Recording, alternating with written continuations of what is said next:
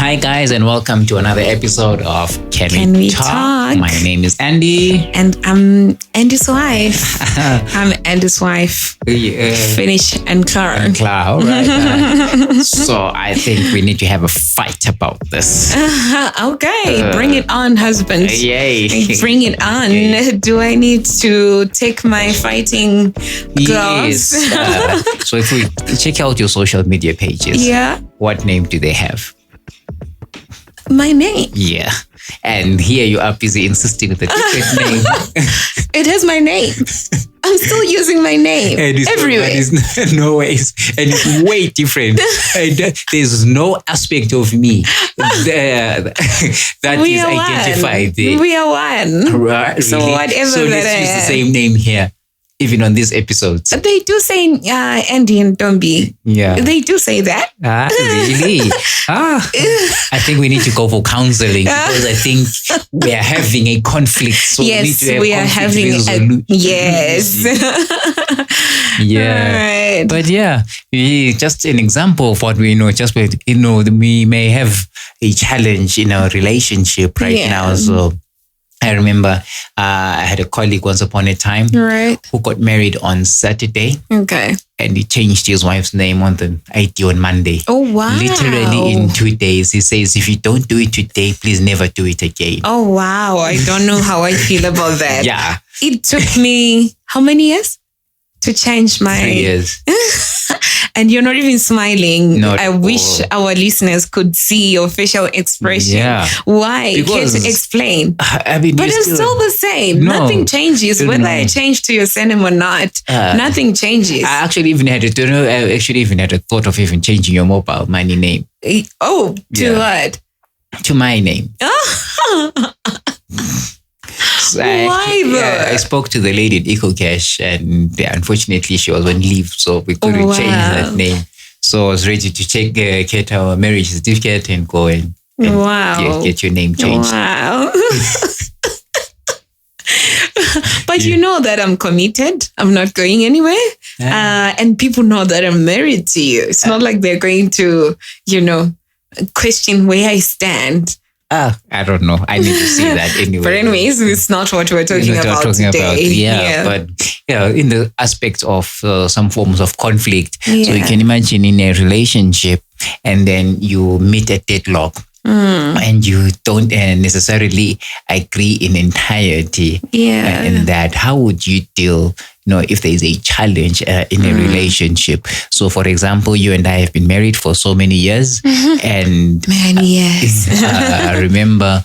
in a good way. Many years in a good way, yes. And I remember... when we first got married, it's an embarrassing story for someone. Oh, no. When we got married. Is it about me? Yeah, I don't know. Please don't expose me. When we got married and we got home one night and I get to the gate and I park. Oh, yeah. I'm waiting for you to go and open the gate. And you say to me, my father has never done that to me. Yeah. And I'm thinking, guys, it's just opening the gate.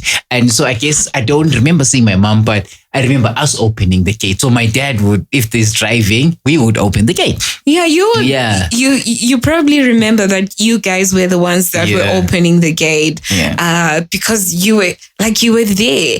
But and you are not ladies. My dad was treating us like ladies, or he treats us like ladies. So I remember my mom chilling in the car. I remember chilling in the car as well. And my dad made it a point, or he makes it a point, that he locks the gate. He opens the gate. Even when he comes in, he checks if the gate is locked. He walks around the house, checks the windows. That's okay. He's doing it for us. Yes, I would do that as well. But if we are driving in together and there's the two of us. It was dark. It was in the dark. My lights were on. I was still driving. Just sitting. I'm a princess. Oh, okay. So those are some of the conflicts that we will. It's not pack your bags and go home kind of situation. No. But these are some of the life challenges that we have. And so I'm speaking about background and the challenges that we would face. A more serious aspect when it comes to relationship and challenges is where one says the man is the provider. Yeah. And so if you are in a relationship or a married relationship, you say I'm expecting the man to provide. And so one day the man is out of a job or there's a serious financial need. And the girl literally says, you are the man, make a plan. So there's no food in the house because whatever challenges, and the ladies, and she just does not see, or she's not even rising to the occasion because of the background. Yet there is another school of thought, another background where we say we are now co-laborers. We are pushing this together. You do this, I'll do this, and we bring things to we bring this to a common table and we work it out. What are your thoughts about challenges in relationships? Yeah, I mean, it's things that are there and it happens. I mean, every day, I'm sure there is something that I do that you feel like she could have done it in a different way. Yeah. And there are other times where it's things that you can't just ignore. We talk about them and they end up causing, I don't want to call it a conflict, but causing a discussion, if we can call it that. And so it's very real. And even with men, as we are living together, we are bound to step on each other's toes. We are bound to do things that are not aligning. We are bound to have friction. One is going the other direction and the other is going the other direction. So it's things, we can't avoid conflict. It's there, but it's how we deal with it that changes the ball game. It's how we resolve the conflict. It's how we communicate when the conflict, when there is a conflict that arises. And all that stuff. And thinking of what you talked about in terms of the man being the head of the home, it's really there. It's there, and I wouldn't. What I would suggest if there is a situation like that and it's causing, it's ruffling up feathers, it's causing tension. I would say that, the man, of course, is the head of the home. He was called to work, but the wife as well has a role to play. She was called to be the helper. How are you helping the husband in that situation? So are you waking up as well in the morning, doing something that is going to serve him? Whether it's work, if you're going to work to help him, I'm not saying financially or otherwise, but I'm just saying the help aspect has to come to play. It doesn't have boundaries. It doesn't have circumstances and situation. It doesn't come when you feel like we are called to do it. So we have to be in a position to help. That way we know who is heading, who is helping, and all that. I wish this was almost like a live situation or live recording where we're able to then interact with some of our listeners to then ask to say, because the question that then comes to mind is, as a guy, would it be okay for you to be receiving encouragement as a help from your partner to say, no, today wasn't a good day. You can do it. Today wasn't a good day. Tomorrow we'll try again. Would that be okay for you? Yeah. Or you want more practical help, sometimes, because we're from the church background, some people will always say, Jesus loves you, doesn't put food in my stomach. I need, practical things. I need a meal. So I would have asked that question to say to the guys, would you feel helped when you're feeling words of encouragement and affirmation and on the not so good days to be told, well, at least you tried, you went out there, you did your best. It wasn't the greatest of days, but you tried. So would that work? Or would you consider doing that? Yeah, definitely. Because it speaks as much as I don't know how men feel about this, but I think it does something to your ego when when your wife tells you or when they encourage you and they tell you that you're doing so well, even generally with anyone, when someone comes and tells you that, they give you a pat at the back and say, you are doing so well. You desire to work harder. You desire to do, to do it as often as you could. You desire to become a better person. So I would consider that help. If it can get you out of the bed and get you looking for other ideas, then I'm definitely willing to do that. Yeah, definitely. I think that's also one of the steps that we need to take. That even if there is no practical solution at play, words of affirmation, let's build. Let's not tear each other down. You don't kick a man when he's down. Yeah. The situation is there is no income, there is no food in the house. Don't be just saying, hey, you are rubbish. In my father's house, we never went to bed hungry. I don't think that's fair on anyone. You need, let's find a solution together and words of affirmation. And sorry. So what do you say about because the truth is, when we get married, you're marrying someone who's totally different from you, and they are coming from a totally different background, and it might not be pleasing to the next person, but it's who they are. You like their smile, you love how they work, all that stuff, but there's that one thing about their background that is not speaking to you, or it's drawing you back. So how do you deal with such things that are related to a background? Not necessarily the things that you can change, but those things that are really, that can affect the marriage. The cliche statement, the 80-20 rule, that you'll never get it in the 100%. So, I mean, if it's something that I can classify under the 20 to say, I cannot go and chase another relationship just based on this one aspect. I'll then, if the 80 outweighs the 20, I'll try and cope. And see that, well, I can't change your background, but it does have a bearing. I think for me personally, I'm not generalizing. I think for me personally, I think it would affect me here and there, especially that it's a background that I cannot change. I might be affected, but like I said, I'll try and put it on that scale and to say, it's the 20, you will not have it in full. Yeah. And how do you deal with challenges at work? Is there a relationship between you and your colleagues or your boss? How do you deal with challenges at work? I think I'm the worst person for that. Why? Because I would, this is not a prescription because... Can I tell you what you would do? Yes. I feel like you won't say anything. Precisely. You'll just go and sit at the back and ignore it, pretend as if it never happened. Yes, exactly. You know me well. Kudos to you. Gosh. Well done. Because I feel like it doesn't work. It doesn't solve anything. You'll be broken. You continue being broken until, I don't know, they sweep you out of your workplace in pieces. Because you have to come to a point, I'm not saying go around fighting, but you need to say how you feel. At least communicate that I don't like this. If you can't say a lot of things, just say, I don't like this. I said that once, and somebody says you don't like this when you have what? It's easier in vernacular because they say you don't like this with your lad. And they I was kind of belittled to say, that kind of thing. Who are you? Kind of. Yeah, kind of.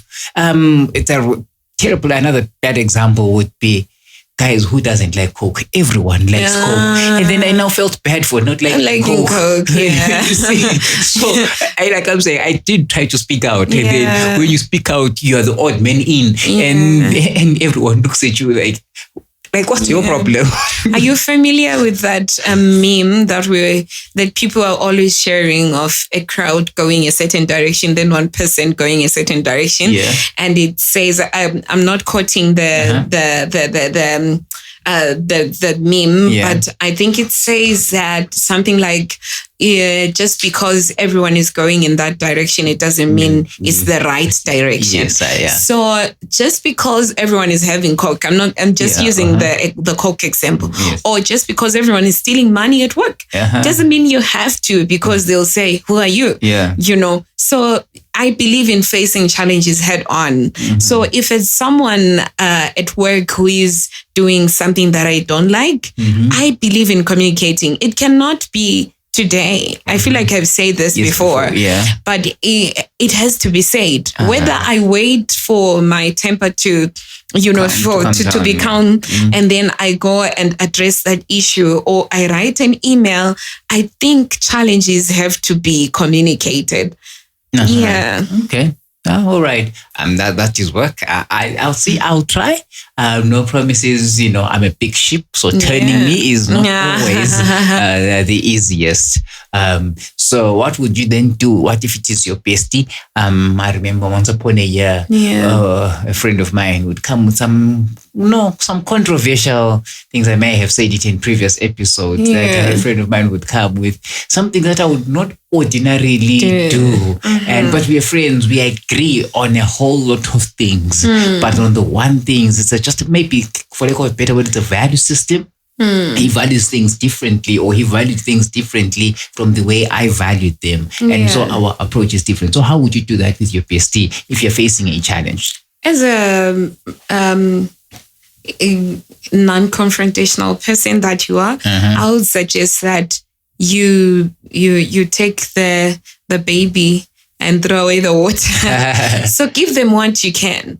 The other aspect that you cannot give, then don't give. Because those are the things that will end up tainting your image. Those are the things that will end up turning you to become a whole different person. So if you can't give it to them, then don't. Just give them, accommodate them where you can. Accommodate them with the things that you feel like you're comfortable with. Then with the rest, you just have to say, I'm not available, or I can't do it. If you can confront the situation head on. But if you can't, just say, I'm not available, because you are not available for that kind of a thing. Have you ever been in a situation where one person is facing a challenge and you are trying hard to relate, or you really try to relate, but it's not your challenge, or they are expecting you to feel the pain. They are expecting you to feel the pinch, but you are not really feeling the challenge, or you are feeling it from a point of, it's intellect. It's their challenge or shame they are going through it, but it's not your challenge. Have you ever felt? Have you ever been in that kind of a situation? Definitely. Just maybe even from interactions with people, not calling upon or prophesying doom upon myself.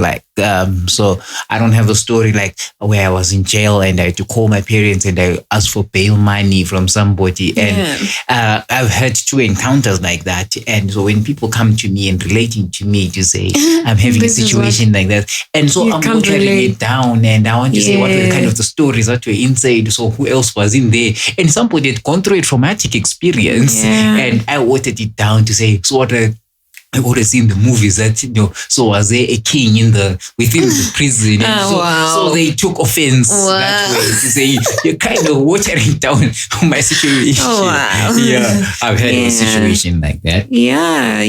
And I've had friends as well that have been through different challenges. It might be a challenge that I once experienced or I experienced later on in life, but at the moment I was not in that challenge. I'm thinking of the days we were at high school. I was in a boarding school, and our headmaster was very different. I wanted to say brutal, but very different. And what he would do was, if you were not paid up school fees, if your school fees were not paid up, he would call you in front of the whole assembly, and he would start saying bad things about you, about your parents, about about you having food for free, and you would. And in that, you are having your friends that are there, and you're thinking, okay, it's not your problem at that moment, but it's a bit unfair. You're just thinking, maybe being kids, you'd laugh about it, but they're in that situation and it's not really nice. But you can't relate because you are not in that situation. Whether you're paid up or you paid more than they did because they were called, but it's not their situation, your situation, I mean. But one thing that I learned from what you said is do not downplay a situation. You use that word? Water it down. Water it down, yes. Do not water down someone's challenge. Just because you're not in it doesn't mean it makes it bearable to them. They are sharing with you. So the least we can do is to sympathize with them and listen to them. As much as we can't give a solution, but we can just listen and hear, the situation that they are in. And it's not, at times we mess up by trying to find solutions. Yeah. It's not every time where you have to give a solution. At times, people just want you to listen. I'm thinking of people that, here having a couple coming to you to complain about the things that are happening at home, and you make the situation worse by suggesting that, maybe you should stop cooking for him. What if that is the thing that is bonding them? What if that is what is working for them as a couple? So I would say in any challenge, do not water it down. Try to listen, not to respond. Listen and just be the ear. And if you feel like you are wise enough to give a solution, then make sure the solution is building, not a destructive kind of a solution. All right. So if we just twist the tables, turn the tables around to say, what if you are the one who is in a situation and your whatever relationship doesn't identify, how easy is it for you to approach and call out for help? Is it easy for you in whatever relationship? You can say marriage, you could say your bestie, you could say at work. So I'm facing a challenge and other people are not getting it. Or I'm in a challenge. Yeah, you're in a challenge. And so, for example, you then come to me and you know explicitly that I can't relate because it's been said and you know my background and you definitely can, or if it's your bestie and you have a very good idea that your bestie would not relate to this. And so if you're going through a challenge, would you be the one to approach somebody like that in whatever relationship? So because you are my husband, you just have to enjoy and listen all the stories that I have. Listen to all of them, whether you can give a solution or not. You have to, because that way, I have a reason for that. That way, I'm avoiding telling someone who's going to listen to me better. Oh, wow. And then I'm not saying you'll be drawn, but I'm saying you'll be tempted to now then go to that person because they understand you. They listen to you. Why don't I try at home?